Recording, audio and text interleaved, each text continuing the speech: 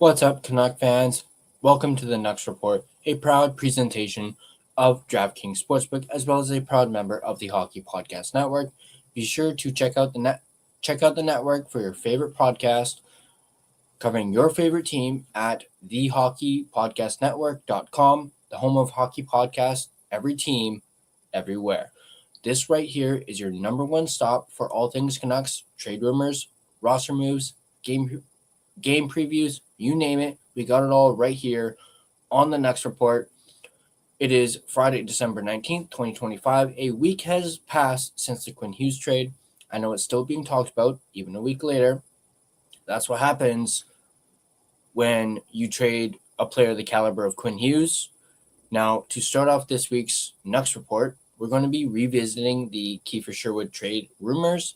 Now, with the Hughes trade, I have seen some people suggesting that the Canucks not trade Sherwood now that they have dealt Hughes away, while others have been saying Sherwood is likely the next to go.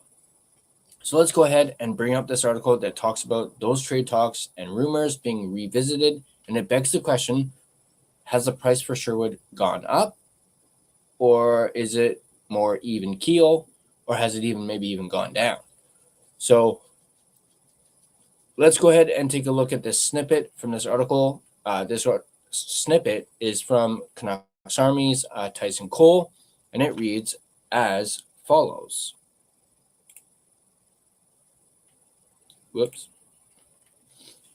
While fans are still mourning the Quinn Hughes trade, the Vancouver Canucks have rattled off back-to-back wins with the new guys. However, there is still more work to do regarding the direction the team is taking.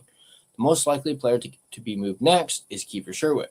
Sherwood has 13 goals and 4 assists for 17 points through 33 games, averaging 17 minutes and 33 seconds per game.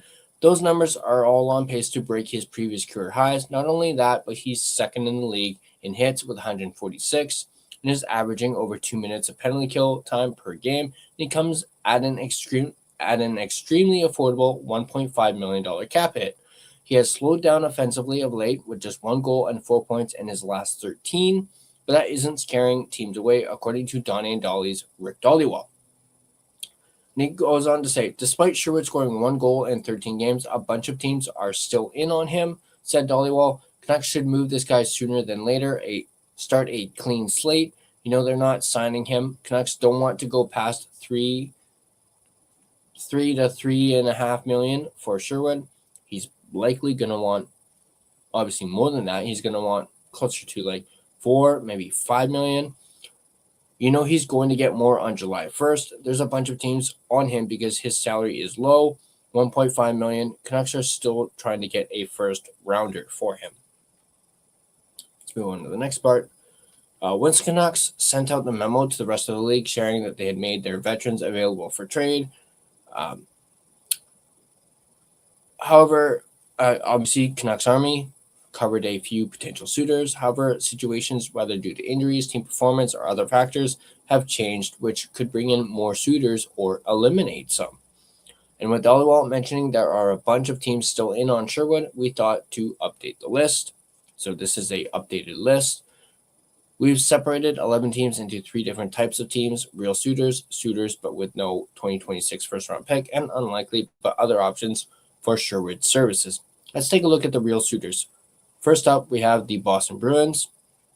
The Bruins have reportedly already checked in on Sherwood in late November. Since then, the Bruins have dealt with some injuries, most notably Victor Arvidsson is out with a lower body injury. The Bruins are currently icing Casey Mittelstadt, Marat Kushnedinov. I probably butchered that and mispronounced it. My apologies. Alexander Steves and Michael Isamon as our middle 6 wingers. Sherwood would be an upgrade on most, if not all, of those options. Boston has 2 2026 first-round picks, their own, and the Toronto Maple Leafs. Next up, we have the New York Islanders, today's opponent for the Vancouver Canucks. After picking first overall in June, the Islanders have new life in their team and are surprisingly second in the Metropolitan Division. At least as at the time of this article, they are now actually third. We'll talk about that later in our third topic. First-year general manager Matthew Darche could reward his players for a strong start and acquire a piece as a vote of confidence in his club. There's a spot in the lineup for Sherwood as Kyle Palmieri tore his ACL and is out 6 to 8 months. New York has Max Sasson, 10 points in 22 games, and Simon Holmstrom, 13 points in 33 games in their top 9, where Sherwood could fill in. The Islanders have 2 2026 first-round picks, their own, and the Colorado Avalanches. Next up, we have the Philadelphia Flyers. The Flyers find themselves in the same situation as the Islanders. Philadelphia is having a surprisingly good start to its season and is without one of its top 6 wingers, Tyson Foerster, who is rumored to be done for the rest of the season. That opens up a spot for Sherwood in the middle 6, as the Flyers have Carl Grundstrom on the wing in their middle 6. Philadelphia has been noted by Sportsnet's Elliot Friedman as a team to keep an eye on regarding Canucks players with ties to head coach Rick Tocchet. The Flyers have their own 2026 first-round pick. Next up, we have the Utah Mammoth. Mammoth are another team on the rise who have an aggressive owner who's ready to make the playoffs. Viewed as a heavy physical team with Lawson Krause, Jack McBain, and Liam O'Brien, the Mammoth surprisingly rank in the bottom half of the NHL in hits per 60. Logan Cooley is out long-term, yet they are still on the bubble for the final wildcard spot and could look to bolster their depth. The Mammoth have their own 2026 first-round pick, but have 3 seconds and 2/3 to make moving off their first a little more digestible. Next up, we have the Washington Capitals. The Capitals find themselves back in the playoff picture again with only so many years left of the Alex Ovechkin era. They will be looking to add. We know they were talking to the Canucks about Hughes, so they're already sniffing around the trade market. Washington has Ryan Leonard out right now, but even before his injury, former Canuck Anthony Beauvillier was skating on the top line with Ovechkin and Dylan Strome. Despite the deployment, Beauvillier has just 11 points in 33 games, and Sherwood would be an upgrade on that top line or anywhere they see fit in the lineup. The Capitals have their own 2026 first-round pick. Next up, we have the Suitors, but they don't have their 2026 first-round pick. First up, we have the Dallas Stars. The Stars lost significant depth to their lineup this past offseason due to cap-related reasons. They shipped off Mason Marchment, who ranked in the top 3 in hits by a Stars forward last season, and are now without Tyler Seguin for the remainder of the season. They're undoubtedly stacked in the top 6, but are icing Justin Hirokawian, Oscar Bach, and Colin Blackwell on the wings in the bottom 6. Their depth is hurting, which isn't great for a championship contending team like the Stars. The problem, the Stars are without their 2026 and 2028 first-round picks, but have their 2026 second and third-round picks, to which they could package with a prospect like Cameron Schmidt, who also happens to be with the Vancouver Giants. Next up, we have the Tampa Bay Lightning. This has been one team I've been keeping an eye on as a potential Sherwood fit. Sherwood seems like a Lightning style, doesn't he? Think back to when they won back-to-back Stanley Cups. They were deep and had one of the most intimidating third lines consisting of Barclay Goodrow, Blake Coleman, and Yanni Gourde. Sherwood fits that prototype of a player to pair that worked so well with Gourde on the third line. Currently, the Lightning are icing Zemgus Girgensson and Pontus Holmberg on their third line with Gourde. Tampa Bay doesn't have its 2026 or 2027 first-round pick, which makes me wonder about a player like Connor Geekie. The Lightning have dealt with numerous injuries this season, but Geekie has remained in the AHL since he was sent down on October 20th, despite being over a point per game, 23 points in 22 games. A first-round pick would be ideal in a Sherwood return, but a 6'4", 21-year-old former first-round pick would be an attractive alternative. I would most certainly be interested in that. Let's take a look at unlikely, but some other options. First up, we have the Carolina Hurricanes, who, like the Capitals, the Hurricanes have also been reportedly sniffing around the trade market. However, the Hurricanes are likely to swing bigger for a higher-end option. Plus, Carolina has Will Carrier and Jordan Martinook on their third line right now, who brings a lot of the physical side of Sherwood's game. The Hurricanes have their 2026 first-round pick, but their only other picks are 2 6th, They would likely save that first in a package with some prospects for a larger upgrade, but Carolina always seems to be involved in moves, so it felt right to include them. Next up, we have the Columbus Blue Jackets. The Blue Jackets are in a difficult spot. They are deep on the wing and have a heavy hitter already in Matthew Olivier. However, it's been reported that the Blue Jackets, along with the following team, have checked in on the Canucks winger already. Sherwood is a Columbus, Ohio native, so playing for his hometown might be something that interests him enough to extend if traded. Currently, the Blue Jackets have Igor Chinnikov, who has been searching for a new home in their top six, and former first-round pick Kent Johnston on the fourth line. Now, Sherwood for Johnson wouldn't happen. Connor Garland would probably be the player going back the other way if they were to pry Johnson out of Columbus. However, Johnson's demotion is noteworthy, would not be opposed to the Canucks adding to a Sherwood package to bring the 23-year-old Port Moody native home to British Columbia. The Blue Jackets have their own 2026 first-round pick, but are second last in the Eastern Conference, so they likely don't want to part with that pick at this time. But if things turn around, they could be a fit. Next up, we have the Montreal Canadiens. As mentioned, the Canadiens have already checked in with the Canucks on Sherwood.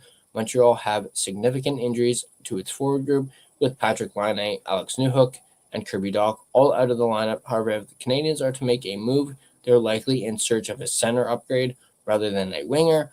Montreal owns its own 2026 first-round pick and also a pair of second-round picks. Lastly, we have the New Jersey Devils. The Devils might be the most injured team in the league. Jack Hughes, Evgeny Dadanov, Timo Meier, Arseny Gritziuk, and Zach McEwen are all missing from the Devils forward group. With the injuries, the Devils are icing Andre Palat, Cody Glass, Connor Brown, Paul Cotter, Juho Lammikko, Stefan Nason, and Xavier Parent, Luke Glendeling, Angus Cruikshank as their second, third, and fourth lines. Safe to say they need help everywhere, but have struggled to get a deal done due to their cap difficulties. Sherwood's $1.5 million cap would require minimal money movement to make it work, but like Montreal, they are probably more in the market for a centerman than a winger. According to The Athletic's Michael Russo, the Canucks' original ask for Sherwood was a good young prospect. However, as of December 8th, the price increased to a first-round pick and a good roster player. But who's paying that price? Sherwood would be categorized as a good roster player who's swapping good roster players and trading a first-round pick on top. Sure, $1.5 million price tag is nice, but it's only for the rest of the season. Then he's going to get a substantial raise. This author's preference would be that the Canucks just take a first-round pick. As it is, the Canucks already can't get Aatu Räty, who shares the team lead for 5-on-5 points this season, in the lineup. And that's without Elias Pettersson and Teddy Bluger, who should be returning to the lineup soon. Where's the room for another forward on this team? Now, that was before the Hughes trade and the addition of Marco Rossi and Liam Ogren to the forward group, so maybe the asking price has changed. Regardless, turning a $1.5 million free agent signing into a first-round pick would be a great work for this management group. It's likely going to be a late first-round pick, as will be the Wilds. If so, the team want to package them together and move up in the draft for a better prospect. They would have the assets in their arsenal to do so. But even if not, when's the last time the Canucks picked 3 times in the first round? Never. It would be an encouraging kickstart to the upcoming rebuild. So that is the Kiefer Sherwood trade rumors and trade talks. Obviously, he's still likely to be traded. That hasn't changed, but perhaps the price tag may have changed due to the Quinn Hughes trade. Let's move on to our next topic, which is going to be about some roster moves made by the Canucks recently. One of them, of course, being last week, and that was Lukas Reichel being put on waivers. And then he actually cleared waivers before being assigned to the Abbotsford Canucks. Perhaps he can develop a little more and find his game, although the Canucks have given Reichel's agent permission to seek a trade. So who knows if we will ever see Lukas Reichel up with the big club again. I kind of hope we do because I still kind of have a bit of a soft spot for him. He wasn't the only one who was put on waivers, though, as Arshdeep Bains was also placed on waivers. And actually, Bains also, much like Reichel, cleared waivers. So as you can see from this tweet from Rick Dollywall, Arshdeep Bains is on waivers as of December 16th, 2025, so a few days ago. And he was able to clear waivers. So Bains is also now down with Abby, which I think is a good thing, as Bains can get some playing time. Not to mention he can help out a struggling Abbotsford Canucks team and easily slot onto their first line. Our last transaction or move that the Canucks made this week was actually a re-signing or an extension. And that was none other than Max Sasson, who signed a 2-year extension with the Vancouver Canucks at a $1 million cap hit. So Sasson getting a nice old raise and a nice old raise. And I feel as though he's really, actually, to start off, hats off to Sasson. He's earned this, and I feel as though he's really become a great young player for the Canucks. I've always been a big fan of Sasson ever since I was covering the Abbotsford Canucks' Calder Cup run. I really kind of gravitated towards him and was watching him a lot. He kept on getting my focus. I kept on always seeing him, and I just absolutely love his speed. But I do think he would be a lot better on the wing as opposed to a center, but that's just me. Now, before we get into the third and final topic of this video, I'm going to take a second to thank the sponsors of this Nucks Report. First, I'm going to thank my primary sponsor, none other than DraftKings Sportsbook.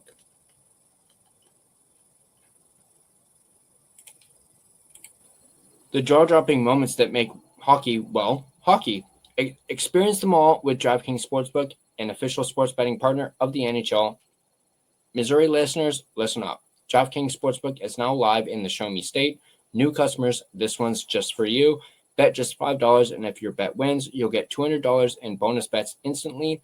Download the DraftKings Sportsbook app and use code THPN, that's code THPN, to turn $5 into $200 in bonus bets if your bet wins. In partnership with DraftKings, the crown is yours. Gambling problem? Call 1-800-GAMBLER. In New York, call 877-8-HOPE-NY or text HOPE-NY, which is 467-369.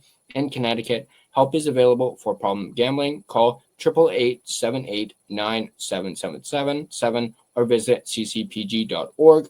Please play responsibly on behalf of Boot Hill Casino and Resort in Kansas. Pass-through of per wager. Tax may apply in Illinois. 21 plus age and eligibility varies by jurisdiction. Void in Ontario. Restrictions apply. Bet must win to receive bonus bets, which will expire in 7 days. Minimum odds required. For additional terms and responsible gaming resources, see dkng.co/audio. This is a limited time offer. Copyright of the NHL 2025, all rights reserved.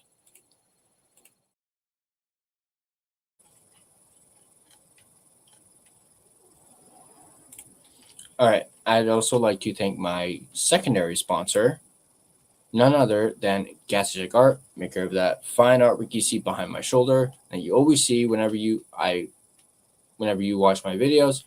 And you guys can check them out yourselves at GassyJackArt.com.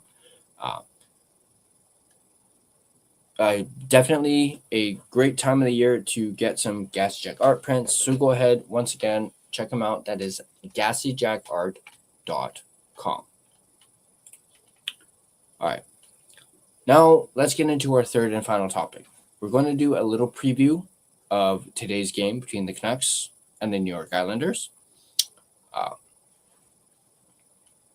And the Canucks are, of course, looking to make it a clean sweep across the New Jersey/New York leg of their road trip, having already beaten both the Devils and the New York Rangers.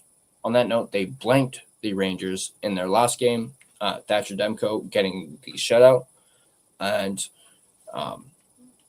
despite those two wins, though, the Vancouver Canucks are still last in the league.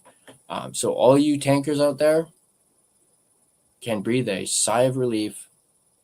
This little 2-game winning streak the Canucks are on has no effect on whether or not they move up in the standings. Speaking of the standings, the Islanders are currently third in the Metropolitan Division. I know earlier we mentioned they were second, but they're actually third. I actually looked it up. And the Islanders are 19, 12, and 3. So, as was said earlier, the Islanders are actually a pretty darn good team this year. We mentioned how EP40, or actually we didn't mention, I'm going to mention it right now. EP40 won't be in the lineup. He will miss his 6th straight game, which is unfortunate, and it's really concerning because it's been, like I said, 6 games now, and we still don't even know what's wrong with PD. PD is not the only one who's going to be injured. At least I'm not talking about, Canucks. Bo Horvat, who suffered an injury, is expected to be out a few weeks. He won't be in the lineup either. Of course, we will be having our post-game show here tonight or later today. And as was announced earlier in the week, we're going to be joined by the Daily Hive's Trevor Beggs, who also is the co-host of the Locked On Canucks podcast, along with Kyle Bowen. That's going to be a lot of fun. Sorry. Where'd you go? There we go. Yeah. You're going to have Trevor Beggs as a special guest. First time on a post-game show. And I'm very much looking forward to chatting with Trevor and having a good conversation. Talking about the game, talking about the Quinn Hughes trade. Maybe we'll get into a little bit of that. And also, we'll talk about the future of the Canucks and just Canucks in general this season. And we'll also get to know Trevor a little bit more as well. Now, let's take a look at the lines for the Canucks going into this game. Let me just bring it up.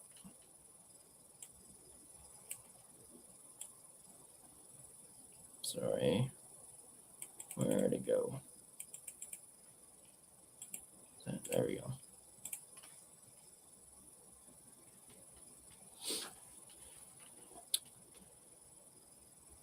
Oh, crud. I can barely read that. Give me one quick sec.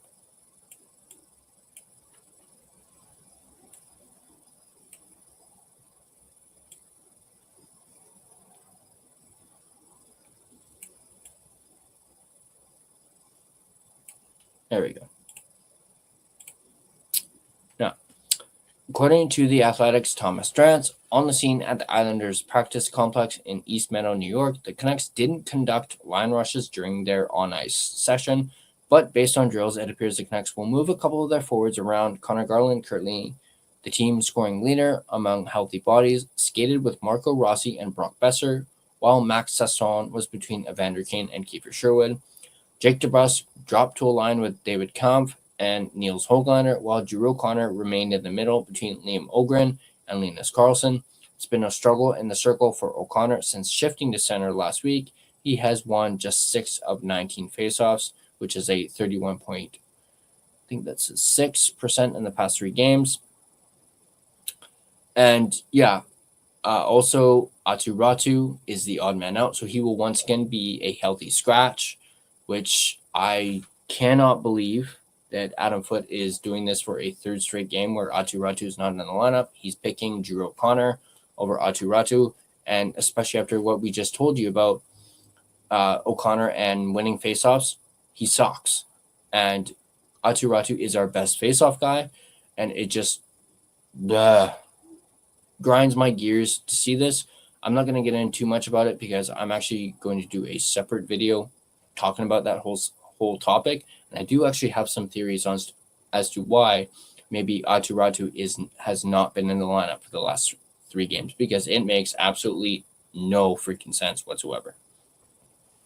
Now, Elias Pettersson participated in practice but seems likely to miss a 6th game with an undisclosed upper body injury, as we mentioned. Pettersson last played against the Utah Mammoth on December 5th The following night, he took the ice with his teammates for a pregame warm-up, but determined he was unable to play against the Minnesota Wild and has been out of the lineup ever since. He was placed on injured reserve earlier this week and remains there for the time being. The other extra forward that we just mentioned at practice was Aatu Räty, who has been a healthy scratch this past 2 games, despite leading the Canucks in scoring since December 1st. It looks like Räty will sit out once again against his former team on Friday night. On defense, the Canucks showed the same pairings they've used since last week's Quinn Hughes trade. Marcus Pettersson skated with Filip Hronek. Zeev Bouillon, or Booyah, was paired with Tyler Myers, while Elias Pettersson, DPD, was paired with Tom Wielander, formed the third duo. P.O. Joseph was the team's lone extra blue liner at practice. The Canucks have back-to-back games this weekend against the Islanders on Friday and the Boston Bruins on Saturday. According to Foot, Demko is slated to make his 4th consecutive start on Friday, and Kevin Lankinen will tend the crease on Saturday. The Canucks are looking to match their season high for consecutive victories.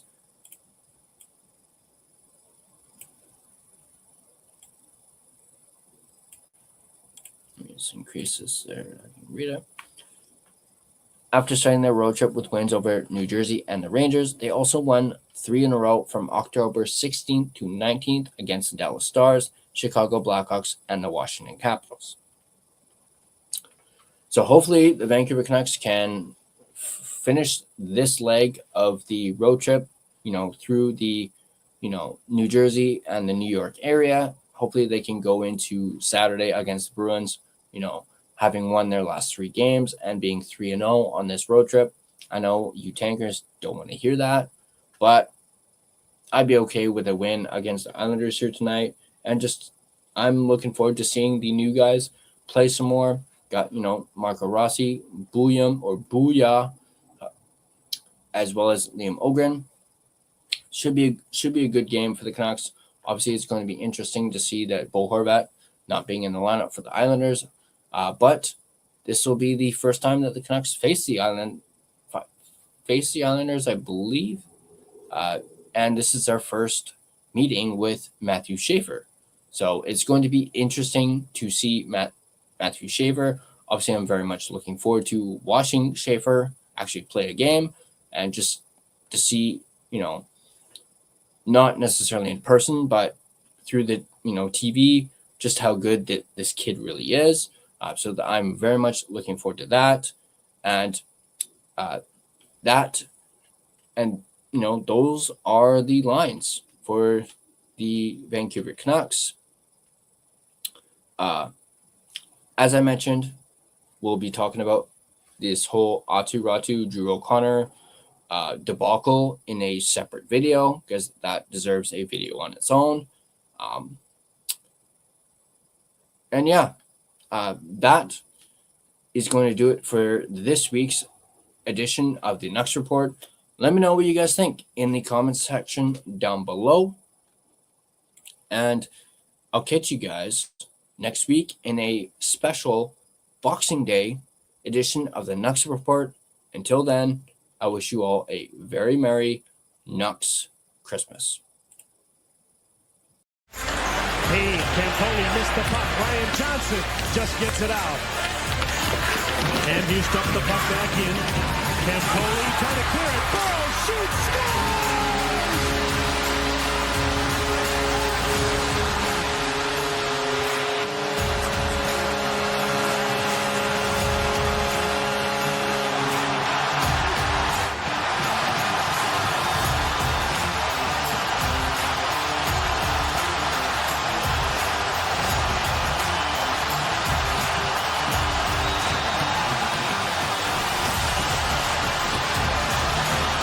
Wow.